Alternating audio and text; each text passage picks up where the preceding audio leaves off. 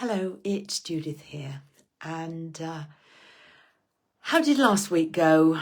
I have to say, and I'm very pleased to be able to say that last week was so much better than the first week of the year. And I seem to have got my mojo back a little bit. And I think just with all the run up to Christmas and the activities over Christmas, and being ill, I was just a bit exhausted. I just needed to give myself time and space to come back, and now I'm back, so that's good, and I hope you are too. And we're going to continue the theme about New Year, New You, and working our way down the list of the things that people often make New Year's resolutions about. And this week we're going to talk about weight loss, and this is such an old friend for me. I have struggled with my weight my whole life, and I seem to have developed a really not good new habit, which is if I have a weekend away, say, or over Christmas, I can put on a lot of weight very quickly. Fortunately, with a bit of effort this week, I've managed to also lose it, or actually with the first week when I wasn't feeling so good, I managed to lose it quite quickly because I was trying to eat healthily in order to make myself feel better. And I don't know if that's why I feel better, but it also meant that I lost the weight I'd put on over Christmas. So I am very happy. But maybe you're not. So if losing weight is one of your New Year's resolutions, how's it going? Hopefully still well. Hopefully you've got a plan. You know what you're going to do and what you're going to keep doing. And if that's the case, I really, really wish you the very, very best of luck and hope that you are successful. I think the issue with weight loss is it takes such a long time. Obviously, it depends how much you've got to lose. And, I was lucky to get rid of Christmas very quickly. But, it's generally, if you're making that sort of resolution, you've got a fair bit to lose, and it's not going to happen overnight. When I work with smokers, at least they know if it's going to work quickly. And, when they walk out of here having thrown away all their cigarettes, that's it. And they don't have to think about cigarettes ever again. And nowadays it's much less, people are not offering them around and things like that. With weight loss, it's, as I say, you're talking weeks, months maybe, and you still have to eat. And if you're a woman, a mother, wife, etc., or a man on his own, you've still got to cook. Or a man who does the cooking. Let's not be sexist, otherwise I'll be in trouble. Yeah, whoever you are, you're unlikely to be able to escape from food. So you're going to have to shop, you're going to have to cook, you're going to have to think about what you're eating, and it's not easy. It really is not easy. And I think one of the problems with making a New Year's resolution to lose weight, and believe me, I've made a lot of them, is it's the time of year when you want comforting food, don't you? And maybe the odd drink to just cheer you up because the days are cold and grey. So it's hard, yeah, and I absolutely do understand this. I have been on pretty much every diet known to man, I think, over the years. Did a really nice one when I was at university, which involved Mars bars and bananas. I think that's all you ate was Mars bars and bananas. Of course, if you reduce your diet to anything, even if they're not, well, the bananas were okay, the Mars bars weren't. Okay, so how can I help? Or maybe we'll start with how I can't help. I am sorry. I am so very, very sorry, but I cannot wave a magic wand or put you into hypnosis and get inside your head and flick a few switches and you'll leave here wanting to eat only healthy food and follow whatever regime it is you're going to follow, and the weight will just fall off and it'll be so easy and simple. Sorry, can't do that. I can help with what I can do. I can help with your motivation. I can help with dealing with cravings. If necessary, I'm not a nutritionist, but I've had lots of experience, so I can help with,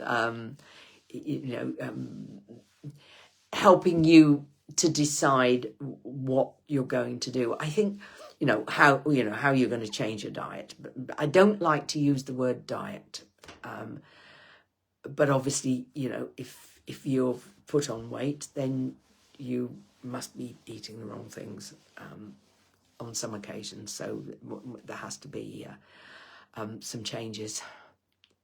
I have the same approach now to weight loss as I do to smoking, and that is, this isn't, smoking is for, you're not stopping smoking, you're becoming a non-smoker for life. Because I've also been a smoker, and I've also stopped for years and started again, which is absolutely crazy, and I need to have my head read. But so it's the intention is important, the intention you go in with, and with weight loss, I like the intention to be that I am going to change my diet for life. Now, I put on weight, as I've already said, very easily, and I'm currently trying to lose about half a stone, which I don't need, particularly my knees don't need.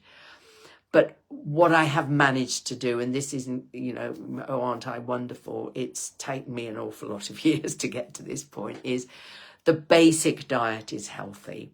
And the basic diet, the basic regime, what I eat is good.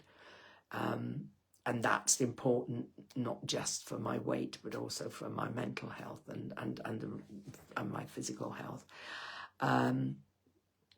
What goes wrong is what I add to that basic diet, and obviously over Christmas. But I can also, there was periods last year when I was not in a good place, and I just craved carbs, and mainly sweet ones, so hence the need to get rid of the last half a stone. So it's setting a different intention, which is what the motivational work that I do does, or helps to do, and we can talk about it as well. So it's how am I going to establish a diet that I can stick to and lose weight, but still allow for a little bit of pleasure, because you can't go months and months and months just eating, I don't know, lettuce. It wouldn't be good for you anyway. And of course, the whole issue about you've got to deal with food anyway is why I don't eat anything but soup and bars and shakes and things. And it works. It works. And I've done them. I have done them, yes. Several of them. But of course, when you get to the end of it, then you go back to eating and you haven't developed new habits. So what I'm trying to say in a fairly long-winded way is that it's about setting up a regime, a new habitual way of eating that, yes, won't stop you from putting on weight if you decide to add whatever your food drug of choice is to it, but it will be there, and you can always come back to that, and it's just a question of knowing what you've added and taking it away. So I can help with how you do that, because as I say, I have done that for myself, and I can help with the cravings and what you do when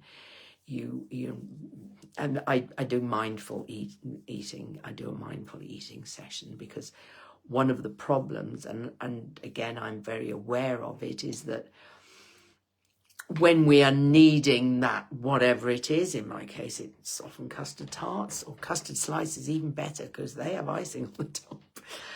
And you consume it, and you're not allowing yourself to have the satisfaction of consuming it, because you shouldn't be consuming it. You're cross with yourself because you are consuming it, but you're still consuming it, if that makes any sense at all.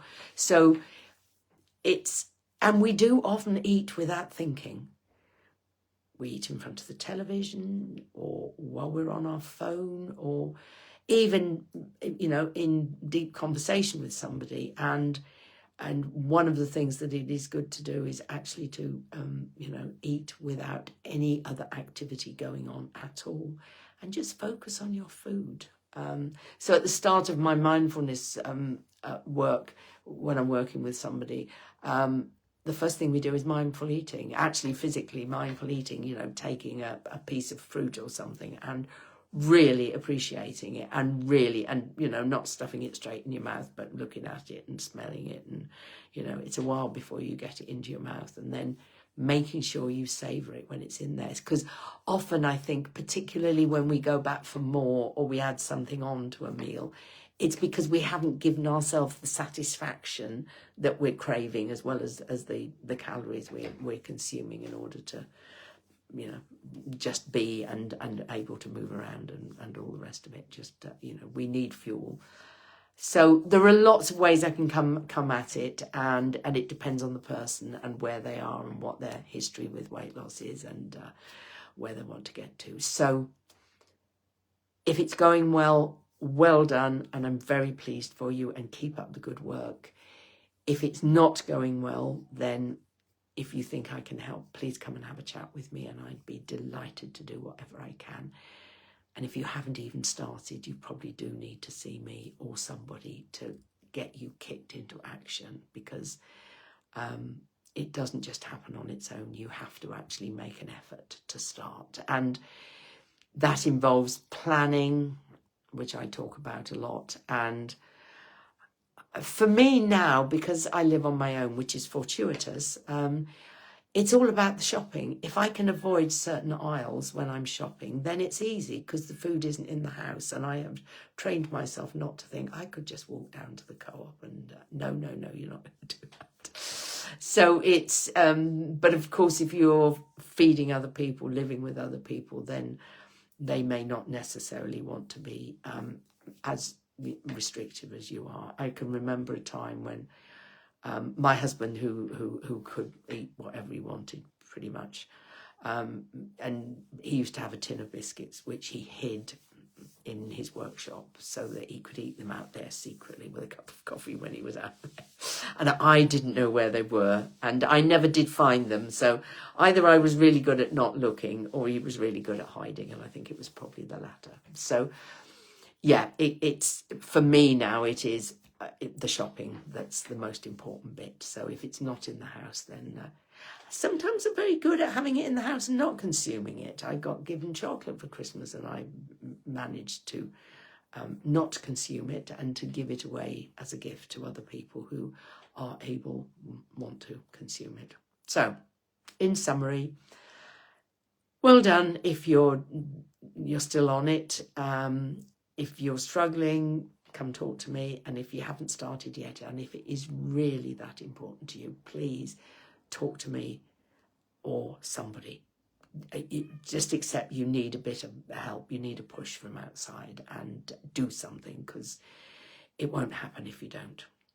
Okay, then, that's me for this week, and I will see you again next Monday. And I hope you have a good week, and I hope it's not too cold, and I really hope it doesn't snow, because I don't like it, but I know lots of people do, so if it does, I'll just cope. Okay then, you take care, and I'll see you next week. Bye.